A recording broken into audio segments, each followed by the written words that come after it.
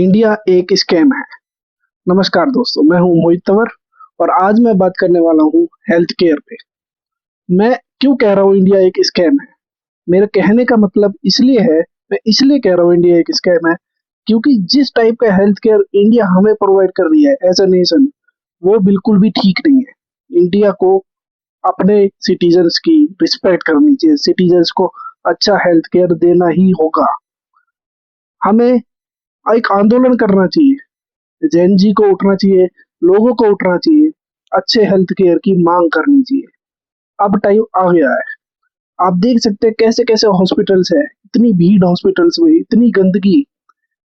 इन 75-80 सालों में जब से आजाद हुआ है देश, इंडिया में कितने ही हॉस्पिटल बने हैं, बहुत कम हॉस्पिटल बने हैं पॉपुलेशन के हिसाब से। और जो हॉस्पिटल बने भी है उनकी हालत अच्छी नहीं है। और रीजन क्या है दोस्तों? रीजन सिर्फ एक है, रीजन है करप्शन। हॉस्पिटल्स के लिए फंड आता है, लेकिन उस फंड से अच्छे हॉस्पिटल नहीं बनते। अगर बन भी जाते हैं तो उन हॉस्पिटलों में इक्विपमेंट नहीं होते।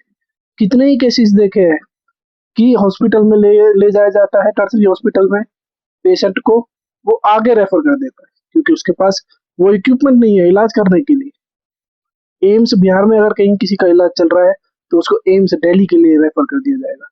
क्यों नहीं इलाज हो सकता एम्स बिहार में ही? मैं मेरा सवाल ये है, हर उस इंसान का जो स्टेट में है, किसी भी स्टेट में है, बिहार में है तो एम्स जो पटना में एम्स है, एम्स पटना, वहां पे इलाज होना चाहिए। लखनऊ में एम्स होना चाहिए, वहां पे इलाज होना चाहिए। दिल्ली में इतने पेशेंट्स क्यों आ रहे हैं? क्यों दिल्ली पे इतना लोड है पेशेंट्स का?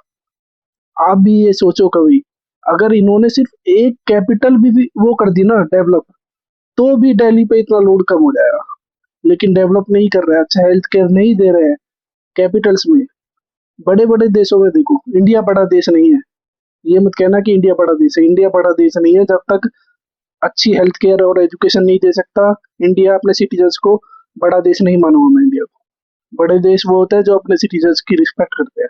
बड़े बड़े देशों में देखो, वहां पे हर 4-5 किलोमीटर में अच्छा हॉस्पिटल और लिमिटेड एक्सपेंस पे। कुछ देश ऐसे भी है जो इलाज करते हैं फ्री में, और अगर उस देश के पास उस बीमारी का इलाज नहीं है तो दूसरे देश में भेजेंगे गवर्नमेंट के एक्सपेंस में। अपने सिटीजन्स की केयर करनी चाहिए गवर्नमेंट को। वो सिटीजन्स आगे चल के इकोनॉमी में बेनिफिट देते हैं। जब तक इंडिया का सिटीजन बीमार रहेगा, अनएजुकेटेड रहेगा, तो वो इकोनॉमी में कैसे हेल्प कर पाएगा? आप मेरे को इस सवाल का जवाब दे दो। ये नेता तो अपना इलाज करवा लेते, एम्स दिल्ली में ही नेताओं का इलाज होता है, लेकिन उन्हें मिल जाते हैं बढ़िया बेड, नॉर्मल उसको नहीं मिल पाते। मैंने ये एक चर्चा चल रही थी, 6-6 महीना रेफर कर देते हैं एम्स दिल्ली में भी। अगर आप इलाज करवाने जाओगे, कुछ टेस्ट करवाने जाओगे, आपको 6-6 महीने वेट करना पड़ सकता है। कैंसर के पेशेंट्स है, उनसे बोल देते हैं 6 महीने बाद आना। अब बताओ, आप किस जुबान से बोल सकते हो कि 6 महीने बाद आना? 6 महीने बाद वो शायद मर भी जाए। ये मतलब जिस बंदे को तुरंत इलाज की जरूरत है उसे भी हम इंडिया इलाज नहीं दे पा रहा है। आप बोलोगे प्राइवेट हॉस्पिटल में चला जाए इलाज करवाने के लिए, क्यों जाए प्राइवेट हॉस्पिटल में? सरकारी हॉस्पिटल में इलाज क्यों नहीं हो सकता? गवर्नमेंट हॉस्पिटल में ही इलाज होना चाहिए। हर सिटीजन का इलाज होना चाहिए, चाहे वो अमीर हो चाहे गरीब। गवर्नमेंट हॉस्पिटल बढ़िया होनी चाहिए। मेरा मानना ये है कि जो प्राइवेट सेक्टर है, प्राइवेट सेक्टर को ना तो हॉस्पिटल में होना चाहिए, ना स्कूल में होना चाहिए, ना एजुकेशन में होना चाहिए। एजुकेशन और हॉस्पिटल्स, हेल्थ केयर, उनमें हमेशा गवर्नमेंट ही रूल करे, गवर्नमेंट ही रन करे और उनको अच्छा बनाए। जब तक ये नहीं होगा तब तक देश का उद्धार नहीं हो सकता। नेता लोग अपने बच्चों का, अपनों का इलाज तो करवा लेते हैं बड़े बड़े हॉस्पिटल्स में, लेकिन जनता को ऐसे ही मरने के लिए छोड़ देते हैं। ऐसी एजुकेशन में अपने बच्चों को विदेश भेज देंगे पढ़ाई के लिए, लेकिन इंडिया में हम पढ़ेंगे। तो ये सब चीजें चेंज होनी चाहिए। डेवलपमेंट की तरफ जाना है तो हेल्थ केयर पे काम करना ही पड़ेगा, चर्चा होनी ही पड़ेगी। अब डॉक्टर्स की भी कमी है इंडिया में, उसके लिए नीट एग्जाम होता है, नीट एग्जाम लीक हो जाता है।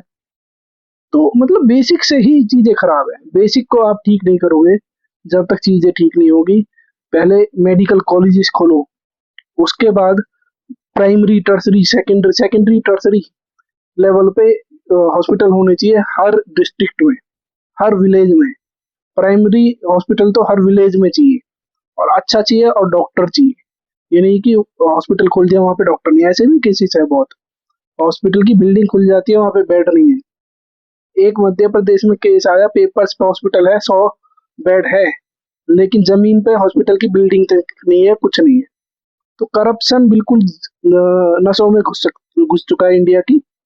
करप्शन को कम करना होगा। और अब हमारे पास मोबाइल फ़ोन है, अगर हमें कहीं करप्शन दिखता है, तो हमें वीडियो रिकॉर्ड करनी चाहिए तुरंत। अगर हमें कुछ गलत दिखता है, कहीं कूड़ा दिखता है, उसको रिकॉर्ड करो। कहीं गवर्नमेंट हॉस्पिटल है, वो अच्छा नहीं दिखता, उसको रिकॉर्ड करो। गवर्नमेंट स्कूल है, अच्छा नहीं दिखता, उसको रिकॉर्ड करो। जो भी गवर्नमेंट फैसिलिटीज़ है, जो आपको अच्छी नहीं लग रही, उसको रिकॉर्ड करो। अगर आपको लग रहा है कि कोई गवर्नमेंट अधिकारी घूस माँग रहा है, तो उसको रिकॉर्ड करो।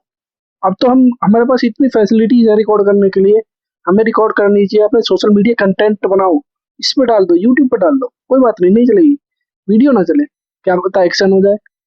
डर रहेगा ना उसके, जो बंदा वो है गवर्नमेंट सर्वेंट, उसके दिमाग में डर तो होना चाहिए। कोई रोड आपको दिखी कि भाई ये रोड गलत बनी हुई है, उसकी वीडियो रिकॉर्ड करके बना दो, डाल दो।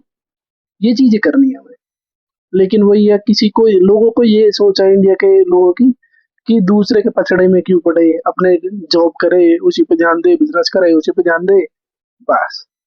इस सोच से आगे आगे बढ़ना पड़ेगा। टाइम है। अगर महात्मा गांधी सोच रहे थे कि अपना लॉयर हूँ, बस प्रैक्टिस करता रहूं, इन पचड़ों में ना पड़ूं, तो देश कभी आजाद नहीं होता। भगत सिंह सोच रहे थे अपना पढ़ाई लिखाई करके अच्छी जॉब पालू, इन पचड़ों में ना पड़ो, तो देश कभी आजाद नहीं होता। ऐसे कितने ही नाम है, कितने ही नाम मैं आपको गिना दूंगा। हाँ, नेताजी सुभाष चंद्र बोस, उस टाइम पे जो आईएएस होता था ना, वो क्लियर कर दिया था उन्होंने एग्जाम, और उस जॉब को उन्होंने लात मार दी थी।